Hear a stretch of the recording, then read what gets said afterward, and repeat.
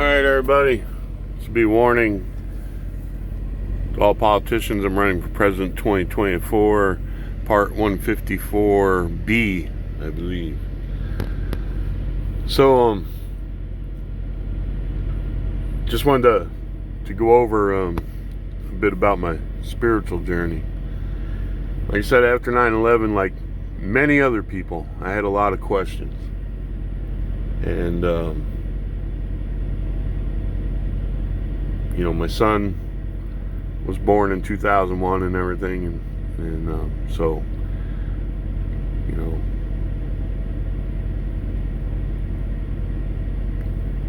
other than for myself asking, who's telling the truth, one of the things I ask God is, I got to know what to tell my son. I didn't,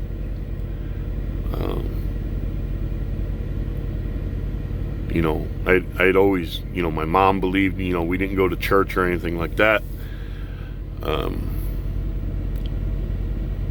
had read when I first became a quote unquote born again Christian, I read the Bible a lot, but mostly Revelations, and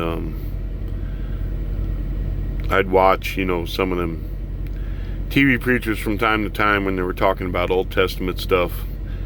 And then, I had a guy I worked with gave me a bunch of them Hal Lindsey books and stuff, and all them people that are telling you,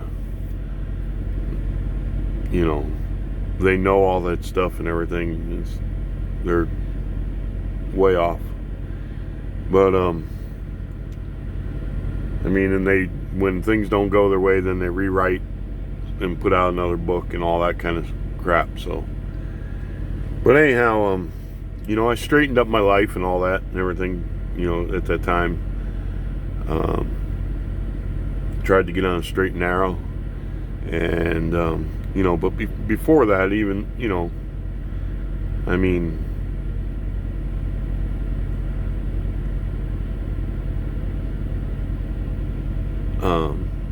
like, we didn't go to church or anything like that, but we had Bible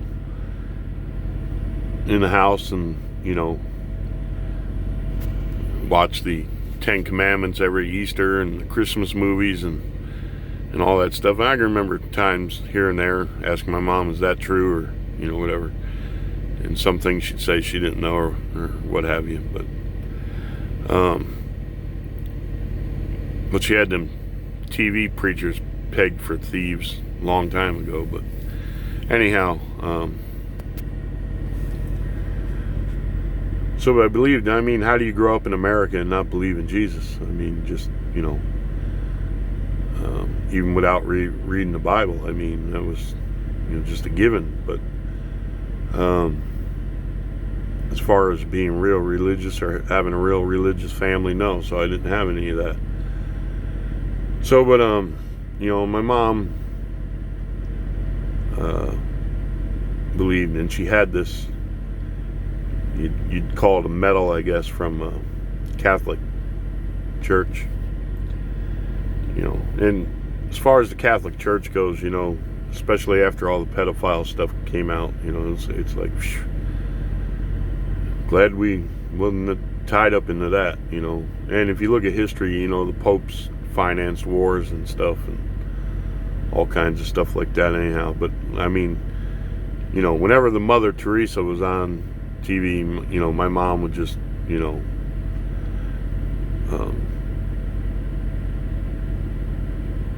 be glued to it. That lady was phenomenal. And speaking of the popes, there was either they had put her in a convent to lock her away, or they were thought of it at one time because she was more sought after, than the popes were, and the bishops and stuff. They were jealous, so they thought she was getting too. She wasn't supposed to be the focus of the church. There was a woman with a lot of love in her heart. She didn't care what faith you were, what, anything. She went and visited the sick and all those things. So the epitome of a Christian. Um,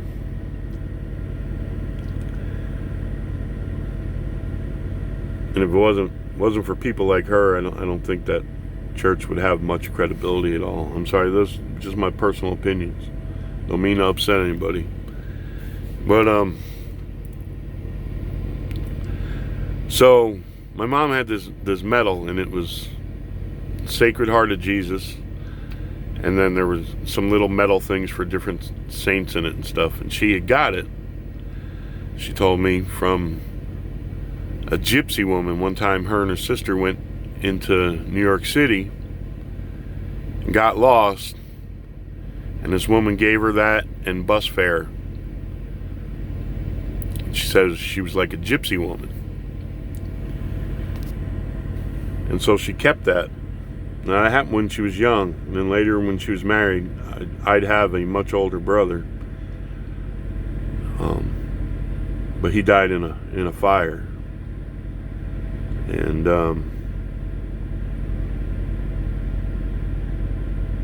the only thing that survived in that fire, everything else was burned up, but that medal was in her purse, and that all got burned up, but the medal didn't get burned up. That was in her purse. And it was hard on my mother. She lost a son and a daughter in that fire. And, parents never get over that. So, and that's the thing with, people who are so gung-ho for war and dropping bombs and stuff. Just the heartache that comes from all of that. And it's like I said in one of these before, you got to wonder. I know the military just does what they're told. I'm talking about the politicians, how they can sleep at night sometimes. But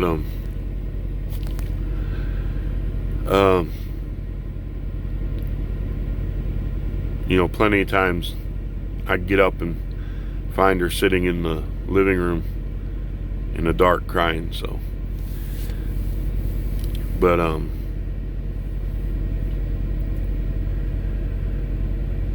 she had faith.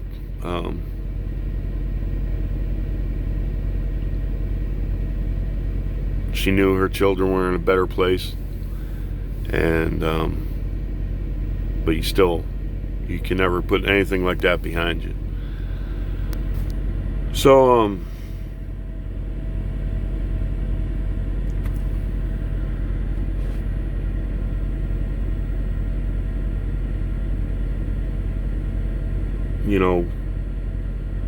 weren't like a religious family going to church, but there was belief in our house. But like I said, I don't know if I said before, my old man wasn't around or anything. I never really, my mom did the best she could, teach me things and tell me about stuff, but I never really had any real instruction in anything, and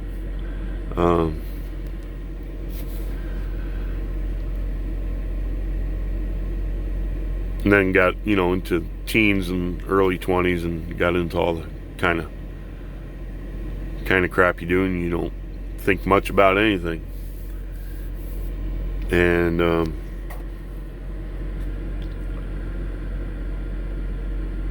so then when I got away from all that and became a quote-unquote born-again Christian, I started reading the Bible and stuff. I had a lot of questions, and there would be things I'd read and get one meaning from it, and then preacher be talking about it and say something totally different, and I'd be like, oh, that ain't what I'm getting from it,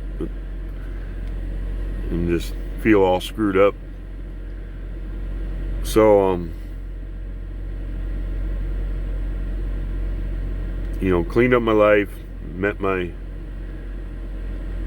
wife at the time got busy with, regular life and all that, so you quit reading as much and studying and all that. But then I started driving a truck, and so I carried a Bible on my truck, and I'd read it. Not as much as I should have probably, but so then it got time.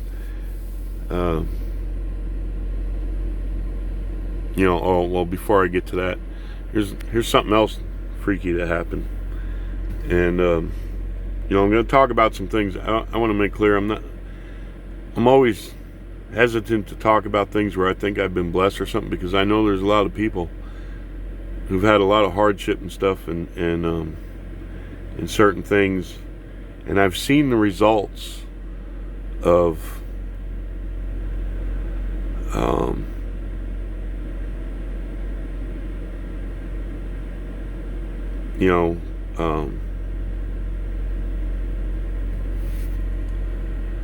somebody maybe not meaning to, but boasting about how they were blessed, and somebody else who's been praying their asses off, and their prayers not getting answered, and they're wondering what's wrong. And also seen some very cruel preachers out there tell them it's because they don't believe enough, or they haven't given them enough money, and things like that. If you're in one of those situations, get away from those bozos. There's a lot of reasons things happen and don't happen, and sometimes it just takes a while, and maybe it'll be made clear to you someday. But so I want to say, I'm not one of these people, thinks, because of the times my prayers have been answered, to me that means I did something good or deserving of it, or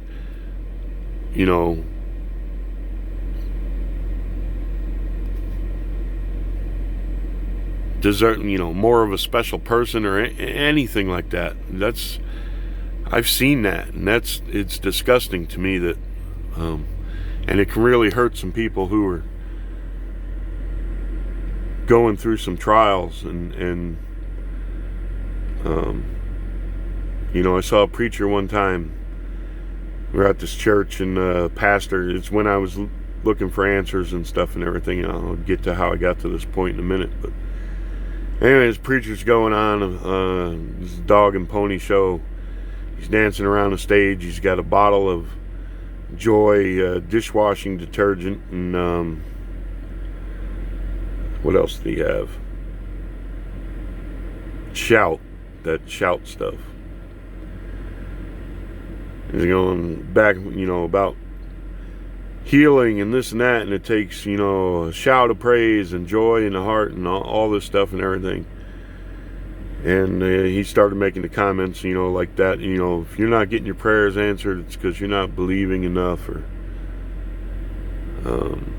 stuff like that. And there was a woman in a wheelchair sitting next to me who had tears in her eyes. And I wanted to get up and slug this asshole.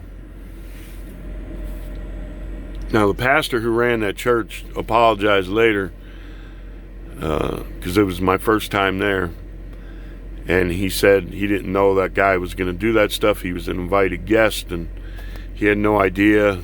They were like a traveling evangelical thing, and they asked if they could join the service and stuff. So he, being another man of the cloth, whatever, obliged him and stuff, but he had no idea that that guy was going to do that stuff. And they did some other stuff too. It sounded like they were playing music backwards and stuff, and some woman was like she was talking in tongues, but the music or whatever they were playing was just creepy as hell and all that. And I never went back, and any time I ever passed there, I got a real creepy feeling, so I never went back. But before I get to that, about getting to that point, Anyway, I had a lot of questions like everybody else did, and so started reading my Bible more, started realizing how far away from my faith I had gotten. And one of the things, my dad had passed away, several years before 9/11.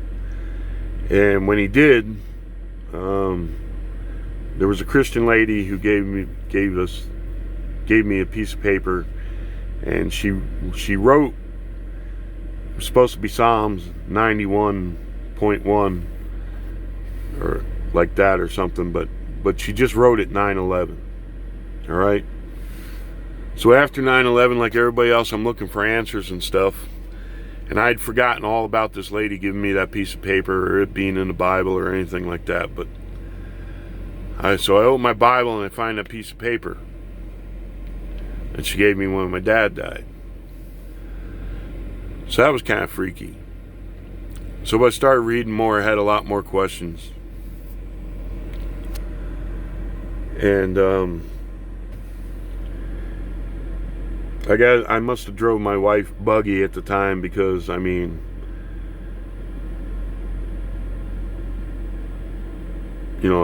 started watching them preachers and ordering books and all that kind of junk.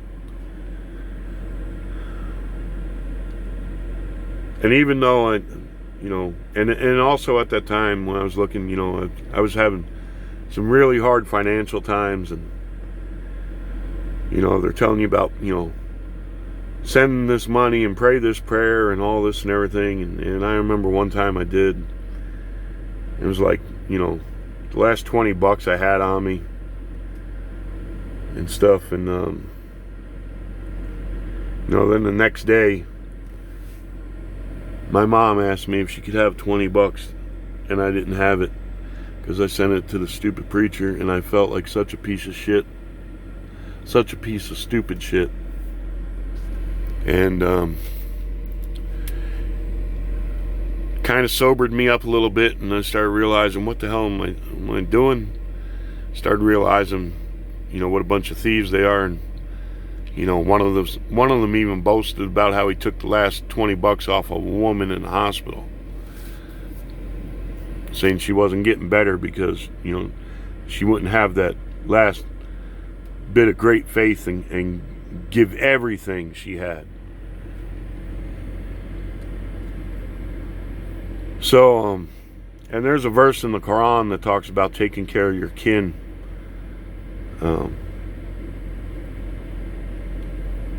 Spending on your kin. So all you people who don't take care of your kids, you might want to beware. Or your parents if they need it. But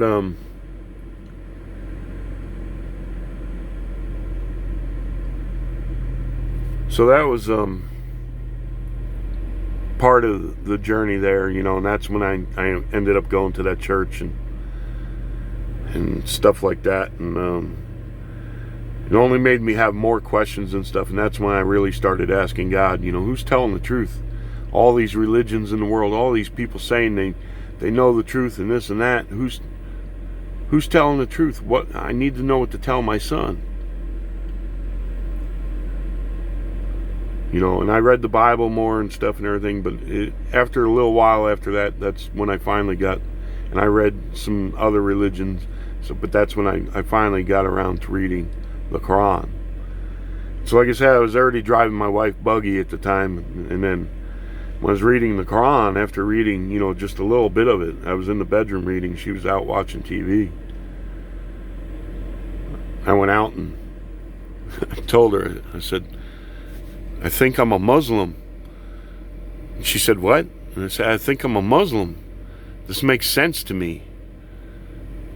And she just looked at me, she didn't know what to say, So it caused some friction, Not much, but I knew she thought I was out of my head or something. But anyhow, so one of the other things I wanted to talk about blessings, and just like a supernatural thing to happen to me. Like, I mean, I consider that piece of paper in the Bible with 9/11 on it to be something that was supernatural. And but this one really is. And I don't even think I've ever told my son this, but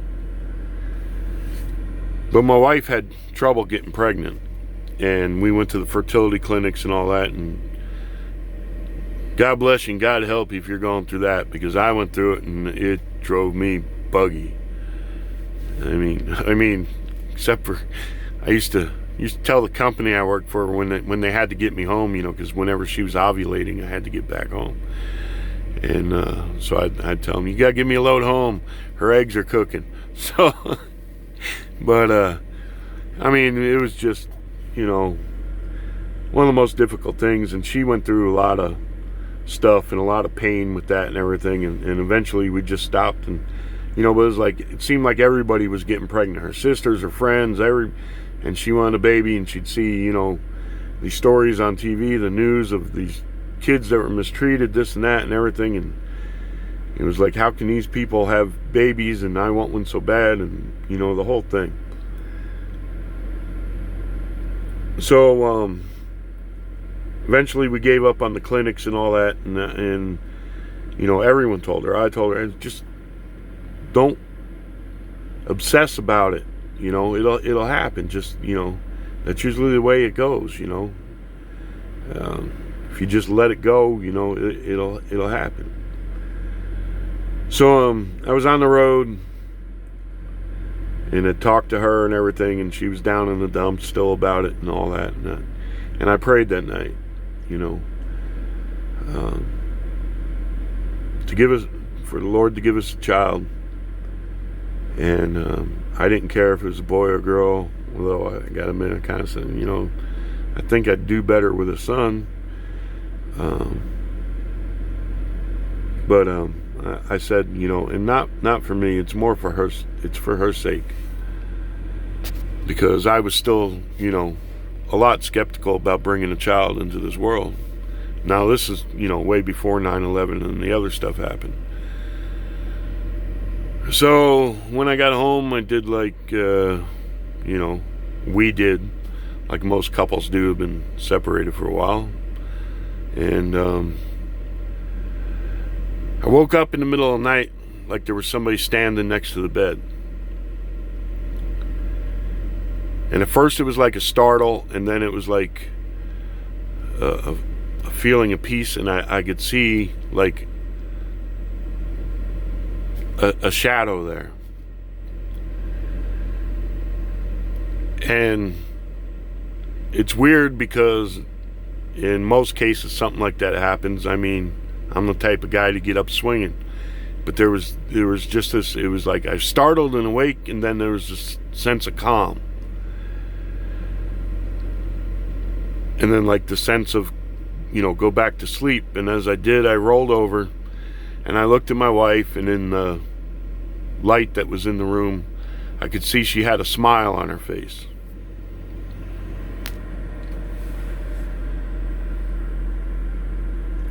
So after that, and I didn't tell her the next day or anything like that.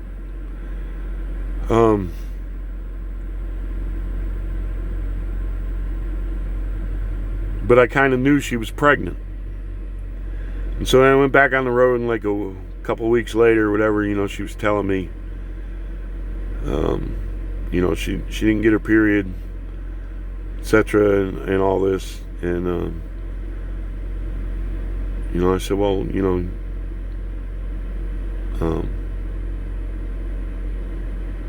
you're pregnant. She said, oh no, you know, this happened before and all this and everything. And I got home, and I remember we were walking through a flea market up in Payson and everything, and that's how I told her. I said, you know, you're pregnant.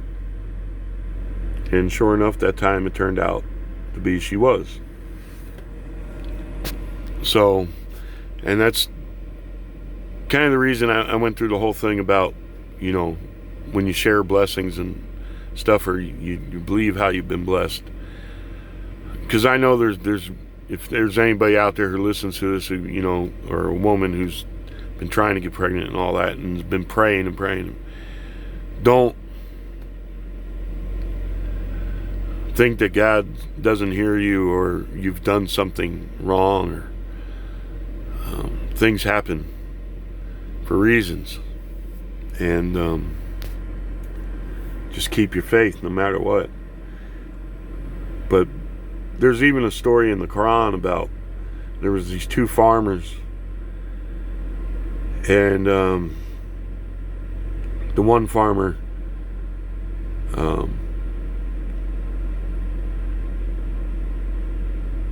or they both had crops, and a storm came and destroyed the one's field, or the one farmer's crop came in nice and the other guy's, you know, withered, or something like that. And the other one boasted to the other one about how blessed he was by God and everything. It's kind of like Job's friends telling him, you know. And so that night God destroyed that guy who was boasting about his blessing and his crop, and that the other guy, you know, was a loser or something like that. So that's the point I'm trying to make. You know, I've never ever considered anything that I've, you know, and God blesses us all. We wouldn't even be alive without Him. He gives us the very air we breathe, everything. So never think you're not blessed.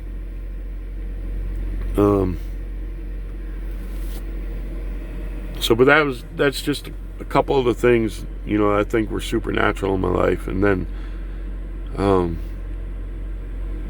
you know, my son was born, and I'll tell you this out there. All right. We had to have a cesarean section because the cord was wrapped around my son's neck. So when he was born,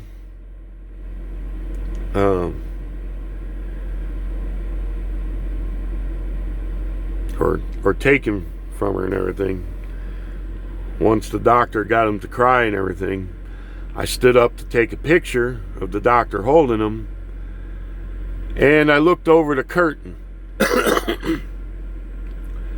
Fellas, I'm telling you now,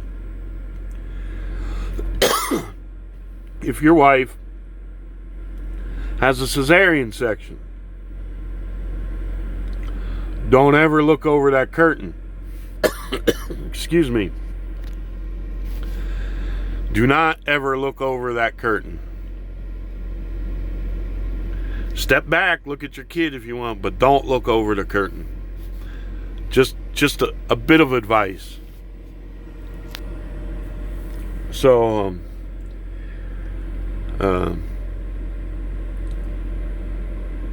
you know, then, like I say, after 9/11, everything, I started reading more and all that. Looking for answers, kept looking for answers, kept praying, and like I said, it was a bumpy road, rough road at a lot of times, and I made a lot of mistakes. Still kept praying for guidance, and eventually, amazingly, I ended up finding about the Baha'i faith. And like I've said before, there's so much to the story. And like it says in the Quran, if the sea were ink and the sky were parchment, you could not contain all the words of God. So don't think just because you have one little book, or you have some preacher who tells you he knows this and that and everything. No, you don't. No, you do not.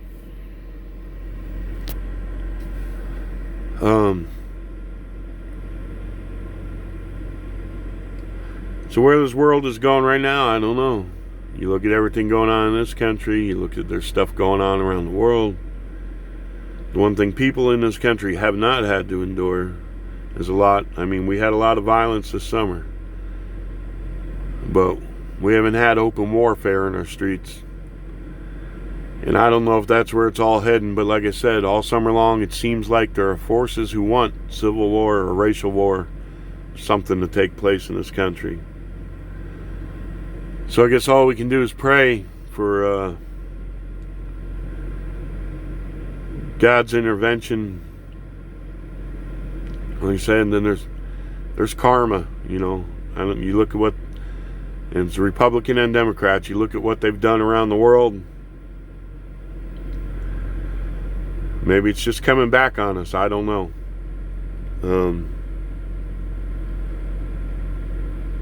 But I do know, you know, people ask, well, how can you believe in God? Now, I've got plenty of reasons why I believe. I just told a couple of them. So, you know, and if you're sincere in your heart and everything, and you start reading and you start asking questions, I'm sure you'll get the answers you need. Sometimes we get the answers, but because we don't pay attention, or, you know, that's not the answer we're expecting, we don't think he's answering.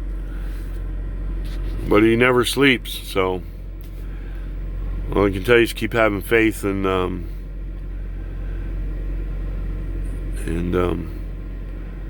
continue your journey. It's not a boring journey. Might be a bumpy ride from time to time, but there's so much to learn, and just wanted to, you know, explain a little bit more about why religion plays a big part in some of these videos. So wish you all the best out there. God bless. We'll see you on the next one.